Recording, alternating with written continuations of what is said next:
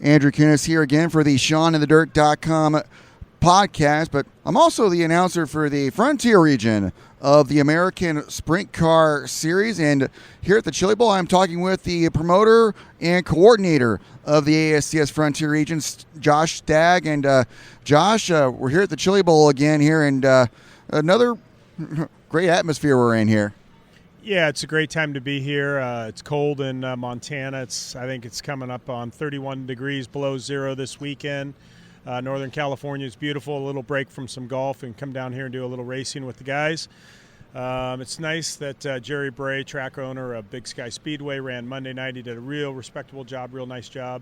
We got a couple friends racing in the Johnny Herrera pit, and then on Thursday, Joe Perry, former sprint car champion in Montana, is going to run on Thursday, first time in a midget in the JLP 28J, so that's going to be fun. And got a few guys flying in today that's going to join us: Phil Dietz, Trevor Kirkland, the Meyer camp out of Great Falls, Ray Lambrick that helps us at Big Sky Speedway. So all in all, it's a great week to be down here in Tulsa. Yeah, great to get out of the cold air up there for a while. I'm in North Idaho myself here, but so we're here at the Chili Bowl again, but we're still working on putting everything together for our 2024 season up in Montana. And how are things looking for the year with Frontier? Well, Andrew, as you know, scheduling this stuff is not as easy as just putting a schedule together. Honestly, we've been working with all parties through different promoters conferences, the tracks that we run frequently, and we've had a schedule put together for a couple of months. Generally speaking, worked with Northern Plains, Eddie Kirchhoff, and Chris down at Casper, doing some joint promotion. We've been ready to release, but we're just finalizing a couple of details of the monetary side, some sponsors. Been working with the Rudine camp out of Skagit, and John and Peter Murphy and some different promoters in Northern California putting together a speed week. So all in all, we've got kind of three different things put together for 2024. Northern Plains, our friends to the south, Rapid City, Gillette, Casper, Sheridan. They've got 11 races put together. We've got 15 put together, including one national tour race, bringing back the Grizzly National that we've kind of mothballed for a couple of years as the national tour has retreated back to the central time zone to get themselves healthy. They're going to come back out and race with us July 12 and 13 in Belgrade and in Great Falls, respectively. And then from there, we're going to take a little break in our schedule, and we're going to head out west.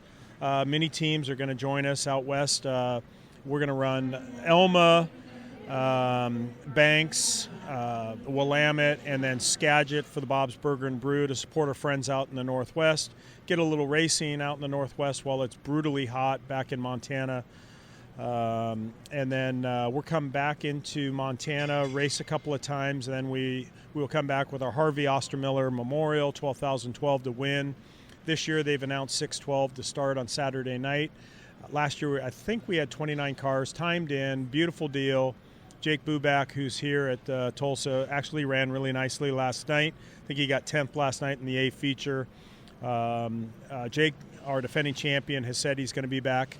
And then the following weekend, we're going to be up in Great Falls for the 28th annual Montana Roundup, which this year, the way the calendar falls, Labor Day weekend's early. It's August 30th, August 31st, and September 1 up in Great Falls. Working with a couple folks, looking forward to announcing some bigger and better things. But last year, that paid $3,000 each preliminary night and $10,000 to win. On Sunday night, looking to replicate that or even make it something different. So details to follow on that, but all in all, we're going to have a great season.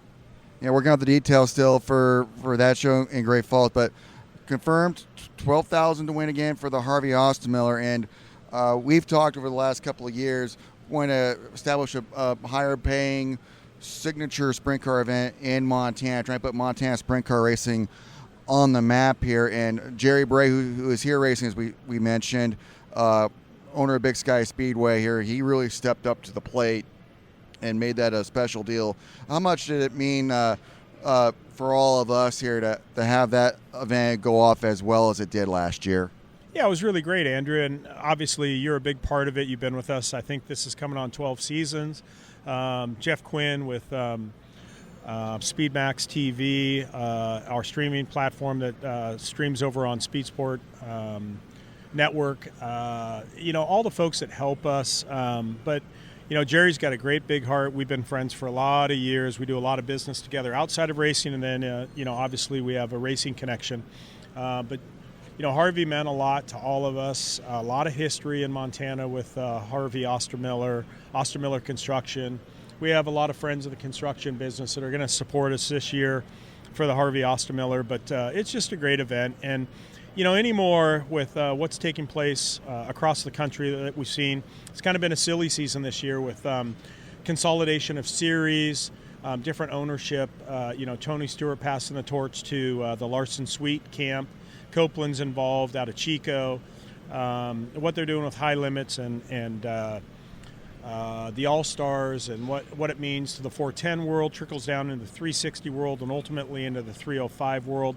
I think what we're going to see is a greater distancing between major events, which we want to hold 3 to 4 major events in Montana over the summer, and then weekly racing. And I think less saturation of market's good. Bigger races are great. The sport's very expensive, and everything in this world has gotten much more expensive over the last several years. So, having higher paying races is a great situation.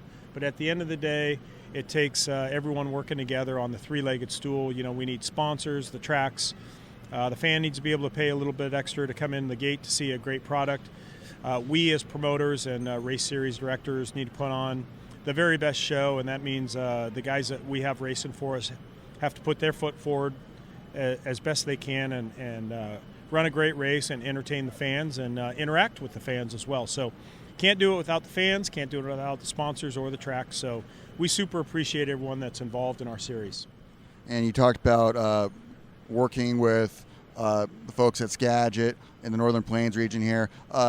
It's a hate to bring it up there, but car counts did go down for a while in a lot of areas, including our own here, and so not as many cars to go around here, and that's why we've been kind of preaching for the last couple of years of trying to work on schedule coordinating with our neighbors here, not schedule on top of each other here, and help out with car counts everywhere. Yeah, I mean, it's a great point, Andrew. And look, the elephant in the room we got to address, and that is our world changed with COVID, right, wrong, or indifferent. I don't take a position on it other than say that, the world did change, and we lost a lot of Canadian support. Teams sold out, went on with their lives. The sport's gotten a lot more expensive. It's harder to make ends meet. And it's really important to have bigger paying races and bigger shows. And so, it takes all of us working together, and that includes our neighbors to the south with the Northern Plains, and incentivize those guys to travel up and see us. And, obviously we're going to incentivize our guys to travel south and see those guys.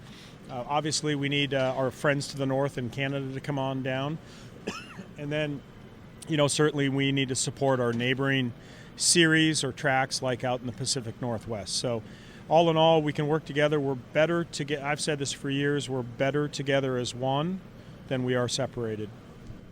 And final thoughts on our upcoming season here. Oh, it's going to be great. There's an old saying. There's two. As you look out the front windshield of the vehicle, there's two mirrors there. There's the windshield and the rear view mirror. The rear view mirrors. Yesterday or 2003, no sense looking back. 2004 out the front windshield, going to be a beautiful year. Got a lot of great things to offer, and I'm looking forward to a great 2024 with everybody. So, Happy New Year to everyone, and thanks for being with us. All right, thank you, Josh.